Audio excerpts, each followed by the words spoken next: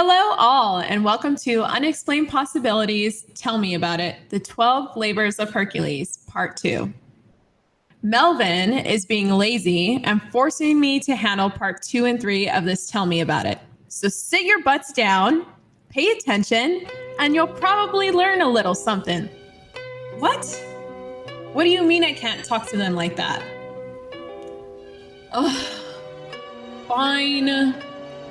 I'm Neima Ash, and this is the continuation of Tell Me About It, the 12 Labors of Hercules.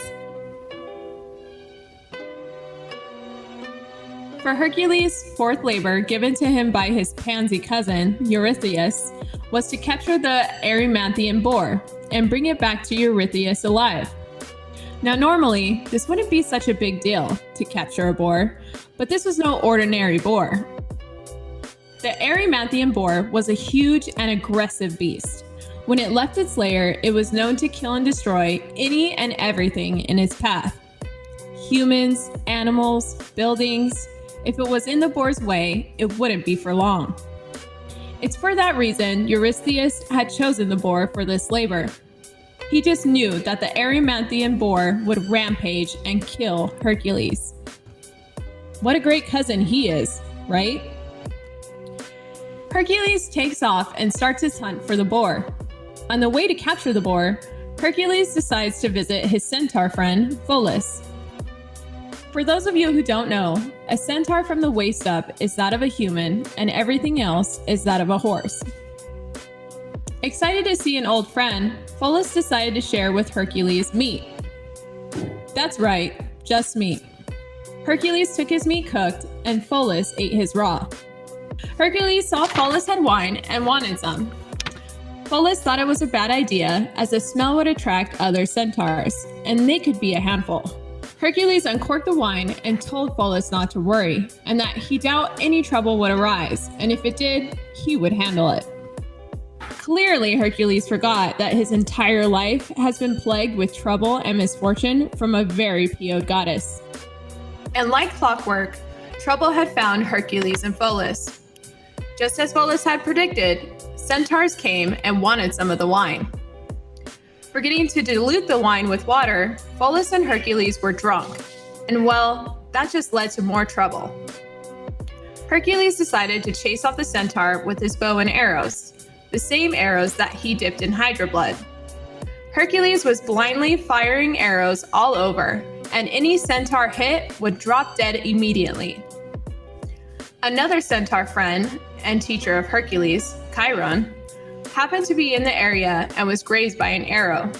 Chiron was immortal, but still able to feel pain. Hercules tried to heal him, but all efforts failed. Chiron will be featured in a future Tell Me About It, so you'll find out about his fate then. But here's a hint for you. Look to the stars. While Hercules was away trying to help Chiron, Pholus pulled out an arrow from a dead centaur and inspected it. Probably not the best idea to be handling something that can cause instant death, and you're drunk. Sure enough, Pholus dropped the arrow on his foot and died on the spot. Hercules returned to find his friend dead. Hercules learned firsthand just how potent the Hydra poison was, and it would be something that would come full circle. PO'd at the loss of his friend, Hercules marched forward to find the boar. When he did, he screamed at the top of his lungs, actually scaring the boar. Hercules would chase the boar around a mountain, screaming the entire time, trying to tire it out. Eventually, the boar ended up running into snow, which paired with its fatigue, slowed it down immensely. Hercules was able to pounce on the boar and capture it. Hercules brought the boar back alive to his cousin, and Eurystheus, being the original soy boy, got scared and hid in a giant jar. No word on if the boar was turned into bacon after this. The fifth labor, cleaning the Augean stable, was a smelly one and concocted by Eurystheus to humiliate Hercules. Especially since every labor Hercules completed, his popularity would grow. As a bonus, this smelly labor was supposed to be literally impossible to do. Why, one could even say that this labor was Herculean. King Augeas of Elis, while wealthy and powerful, was a cheapskate. King Augeas had more livestock than anyone in Greece, but the stables where the animals were kept was anything other than decent.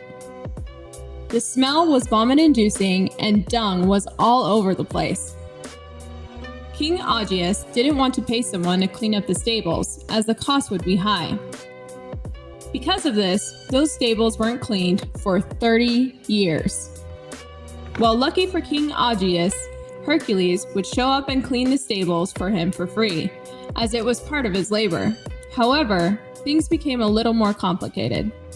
When Hercules arrived in Elis, he noticed the thousands of cattle that belonged to King Augeas, and overcome with greed, Hercules thought of a plan to get some cattle for himself. When Hercules met King Augeas, he said that he would clean stables for a tenth of the king's cattle in a single day. Hercules neglected to tell King Augeas that he was ordered to do so by Eurystheus. King Augeas, thinking it was his lucky day, knowing full well it was impossible to clean those stables in a day, agreed to the deal. King Augeas' son, Phyleus, was a witness to the deal made, and even went with Hercules to witness him complete this task. Hercules was given a shovel, which he tossed aside, and went to the stable wall and punched a giant hole in it. He then went to the opposite end and punched a giant hole in the wall as well. Hercules would next dig some trenches in order to divert water from the two nearby rivers, Alpheus and Peneus, to flow through the stables, cleaning them of all the filth. King Augeas said he never made such a deal, and when his son, Phyleus, spoke up as a witness, King Augeas shut him up and told his son and Hercules to leave his kingdom. Part of the reason why King Augeas reneged on his deal was because he found out about Eurystheus ordering Hercules to clean the stables. Therefore, Hercules didn't do it by will of his own, and no deal had to be honored. Probably not the best idea to make a son of Zeus and a guy who can punch through a mountain mad. And needless to say, Hercules was mad and wouldn't forget this.